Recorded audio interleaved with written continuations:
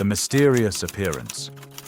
Princess Diana's final piece of jewelry, worth $12 million, hides a chilling secret. She wore this necklace just once before rushing to return it. Why? What happened that fateful evening that made the princess refuse to touch these diamonds again? The jewel survived a fire, ended up in a Texas furniture store, changed hands 5 times, yet no one could sell it for the price they wanted. Everyone who tried to profit from Diana's last piece of jewelry failed. Coincidence, or a curse that began that very evening? The true story of this necklace is so scandalous, you won't believe how they turned the princess's memory into a cynical commodity. Picture this. Royal jewels worth $12 million, sitting in a Texas furniture store next to sofas and armchairs. Sounds absurd, but it's a true story. Let's unpack this from the beginning. On June 3, 1997, Princess Diana appeared at the Swan Lake Ballet at the Royal Albert Hall. A sky blue gown with a plunging neckline, and around her neck, a dazzling diamond and pearl necklace. No one knew this would be the last time the world would see this jewel on her. No one imagined the incredible journey these precious stones would take. But to understand the truth, we need to go back to the start. Birth of a masterpiece. In spring 1997, craftsmen at the legendary jewelry house Garrard received a special commission. The Crown Jewelers, who worked for the British royal family, were creating something unique. Platinum, 214 diamonds, 7 large South Sea pearls, a necklace and earring set worthy of a princess. And the client truly was a princess, Diana of Wales. After her separation from Prince Charles, her life changed dramatically. No more strict royal protocols, no more restrictions on choosing designers. Diana was free to work with whom she wanted, wear what she wanted, create her own style. She needed gowns and jewelry for public appearances, but now she could participate in commercial arrangements, borrow, wear, return, promote. And then something interesting happened. By early June, the necklace was complete. It gleamed with perfection. But the earrings were still being crafted. Garrard's artisans hadn't finished the full set. On the evening of June 3rd, Diana arrived at the Royal Albert Hall. The English National Ballet was presenting Swan Lake, and the princess looked stunning. A sky-colored gown by Jacques Azaguri drew attention with its daring décolletage. The new diamond and pearl necklace sparkled around her neck. The matching earrings weren't ready yet, so Diana completed the look with other pieces from her collection. Diamond earrings shaped like horseshoes and laurel wreaths, the very ones now worn by the current Princess of Wales, Catherine. A diamond tennis bracelet, the one that now belongs to Meghan, Duchess of Sussex. But that's not all. The press that evening wrote mainly about the dress. Azaguri or Walker? Why 2 nearly identical gowns 2 nights in a row? The day before, Diana had appeared at a preview showing of Christie's charity auction in an almost identical outfit. Journalists discussed her clothing choices, while the necklace went practically unnoticed. After the performance, the princess returned the jewelry to Garrard. She never borrowed it again. The following months, Diana lived life to the fullest, meeting Mother Teresa in New York, visiting the White House, gala concerts, Christie's parties. Her final birthday, on July 1st, 1997, she celebrated at a charity dinner at the Tate Gallery, glittering in diamonds and emeralds. Meanwhile, Dodi Al-Fayed entered her life, son of a billionaire who owned Harrods. Rumors circulated that Dodi planned to purchase the diamond and pearl set from Garrard as a gift for Diana. But the deal never happened. On August 31st, 1997, Diana passed away tragically in Paris. She was 36 years old. The princess's connection to the Swan Lake necklace ended forever after that single public appearance, and the jewelry remained at Garrard, awaiting an uncertain future. The real twist came later. In March 1998, while the world still mourned, the jewelry house made a decision. Time to sell the set. Through Paul Burrell, Diana's butler, they contacted her sister, Lady Sarah McCorquodale. The family didn't object. The royal household also approved. Garrard understood the delicate situation. Accusations of profiting from tragedy could destroy the Crown Jewelers' reputation. So they arranged everything with maximum tact. Part of the proceeds would go to the Diana, Princess of Wales Memorial Fund. The sale proceeded confidentially, without widespread publicity. And a buyer appeared quickly. One of Garrard's regular clients, a wealthy businessman from Surrey, purchased the necklace and earrings. His identity was kept secret, but within months, the press uncovered everything. James Thornton, managing director of Lehman Brothers' London office, bought the jewels as a birthday gift for his wife, Amanda. Documents revealed an unexpected twist. The purchase was spontaneous. Thornton stopped by Garrard to collect a bracelet from repair, saw the set, and couldn't resist. He reportedly paid up to £200,000 sterling and made a £50,000 donation to the Princess's Memorial Fund. After 2 years of ownership, the Thorntons began receiving offers to buy.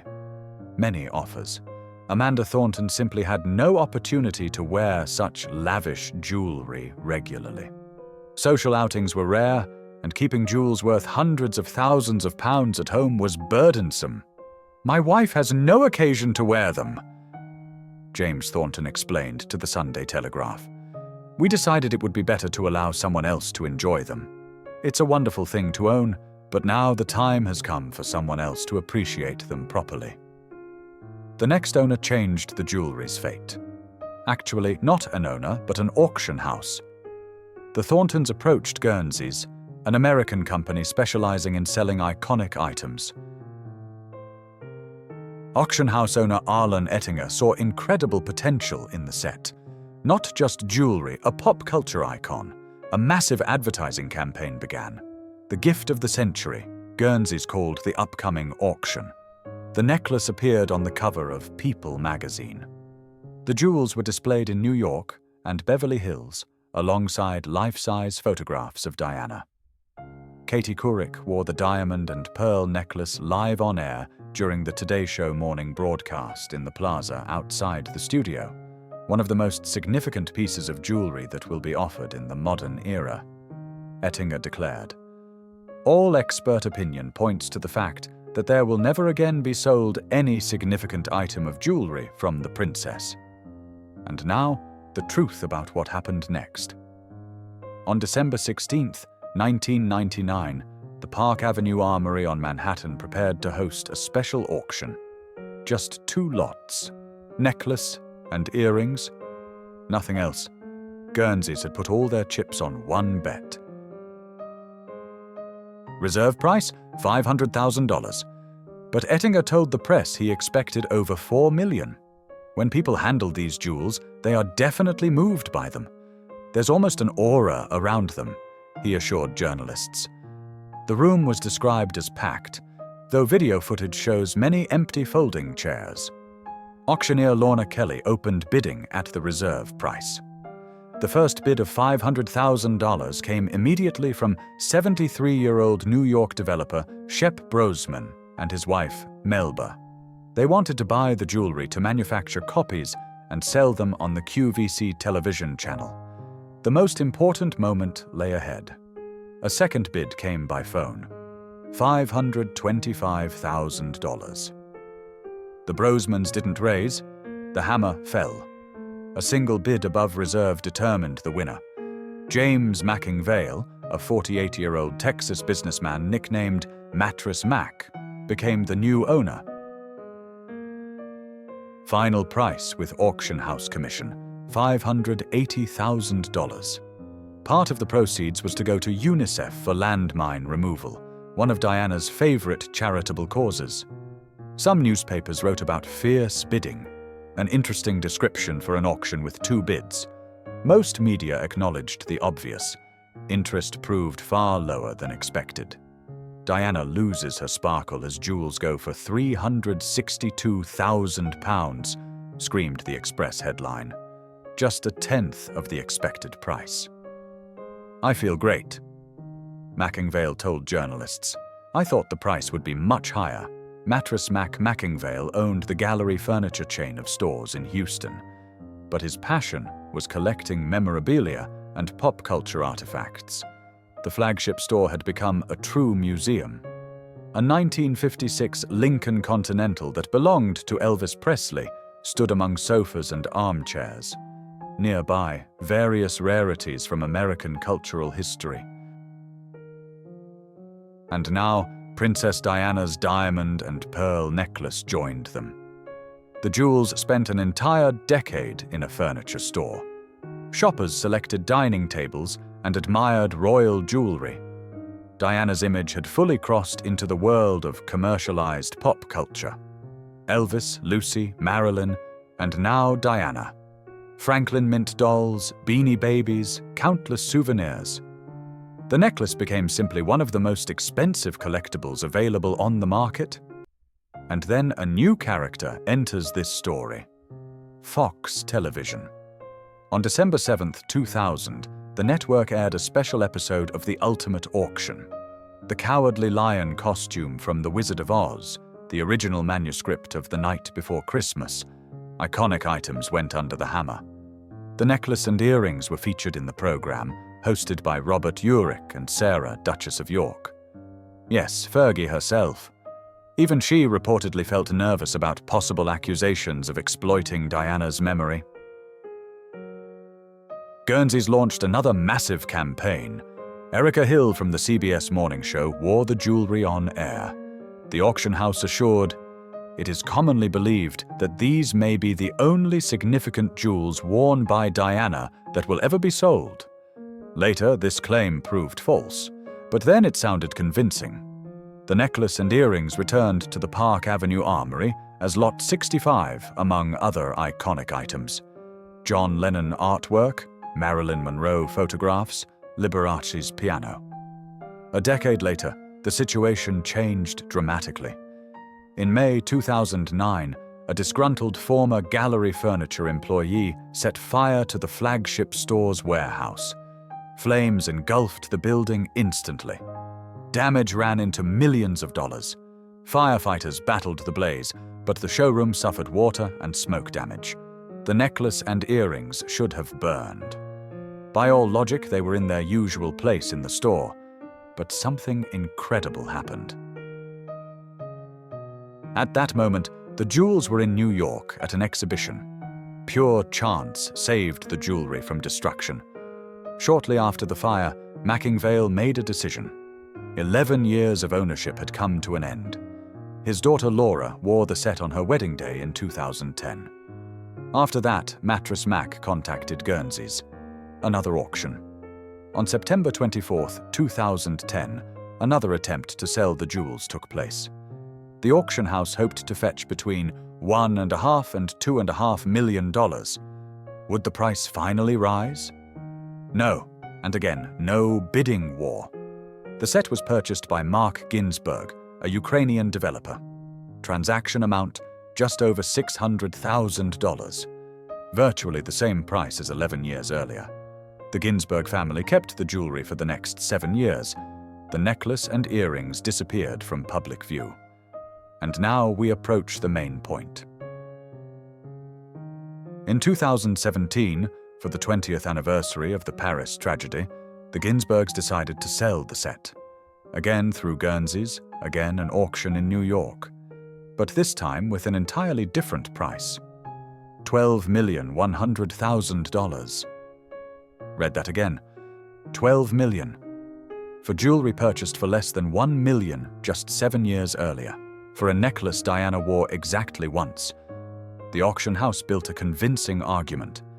Prince William will become king. Diana's memory will live for decades. Another note.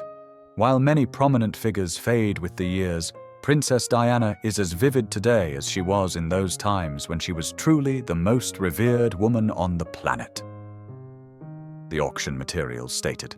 The auction never took place. The price proved too high. The jewels remained with the Ginsburg family.